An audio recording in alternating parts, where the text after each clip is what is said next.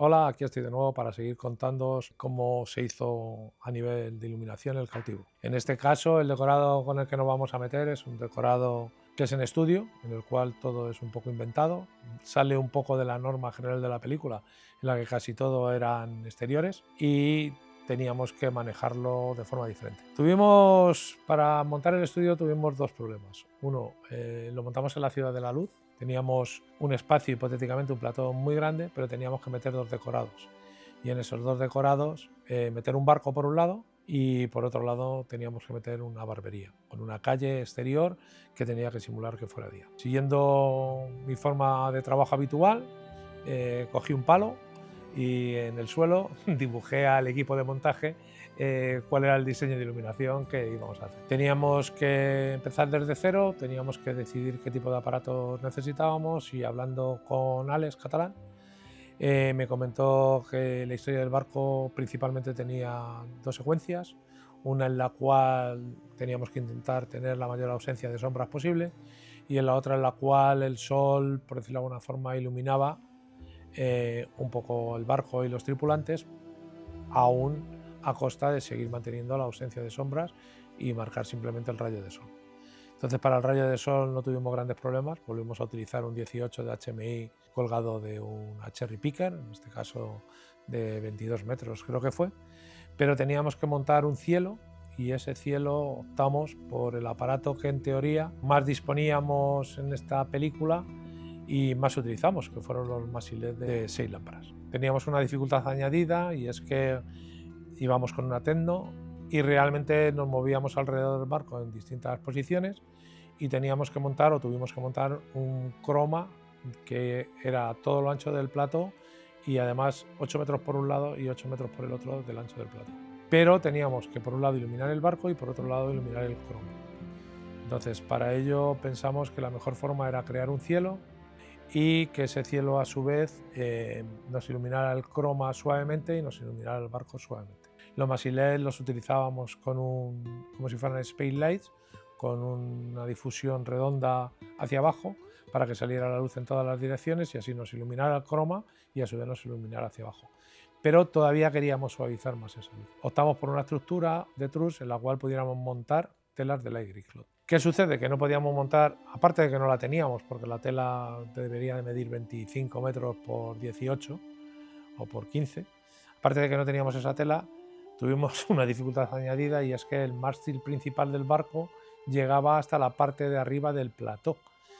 Es decir, que teníamos que dejar un agujero dentro de nuestra formación, dentro de nuestro gorro, para que el mástil pudiera cruzar hacia arriba y no nos rompiera la tela. Nuestro plató al final era más o menos esto. Teníamos un croma en esta situación y desde aquí nosotros montamos una estructura en el interior de la cual colgamos 24 Dino LED a una distancia entre ellos de 2,5 metros de forma equidistante. Es decir, había 2,5 metros hacia acá, 2,5 metros hacia acá, 2,5 metros hacia acá y 2,5 metros hacia acá en todos y cada uno de ellos. Aquí 2,5 metros. Aquí los arrimamos un poquito más a la pared, aquí al final del croma simplemente dejamos 1,5 metros o 1,2, quiero recordar, 1,2 metros. Aquí igual, 1,2 y 1,2, porque estos Maxi-LED a su vez tenían que iluminar el croma por la parte externa. Una vez que teníamos esto montado, descolgamos de esta estructura otra parte de la estructura en el interior, de tal manera que hicimos otro segundo marco del cual colgamos las telas que os comento. Estas telas en realidad iban cruzadas así, a todo lo largo. Una llegaba hasta aquí y continuaba por aquí y otra hacía así. Este hueco lo dejamos para que entrara el mástil.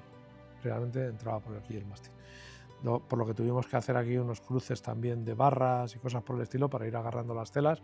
¿Con esto qué conseguíamos? Con esto conseguíamos lo que os comento, una luz prácticamente muy uniforme alrededor del croma y una luz muy uniforme como si fuera de cielo desde arriba hacia abajo.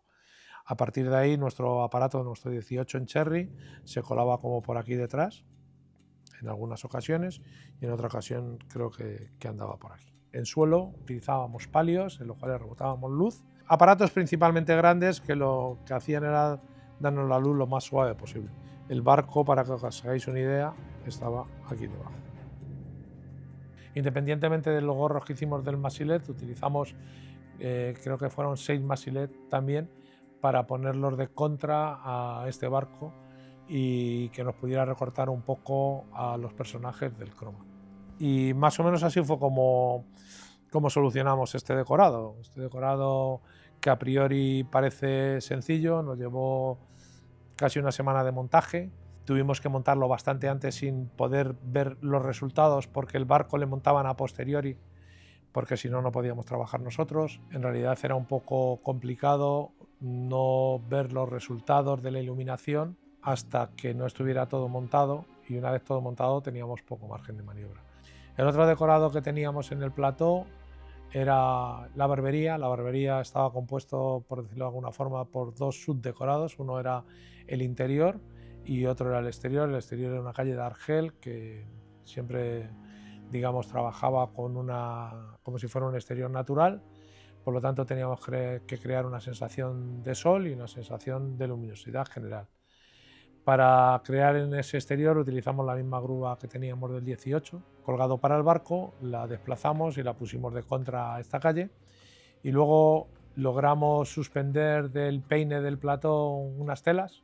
Para el que no lo sepa, el peine del plató son las barras por las cuales te puedes mover en la parte de arriba del plató.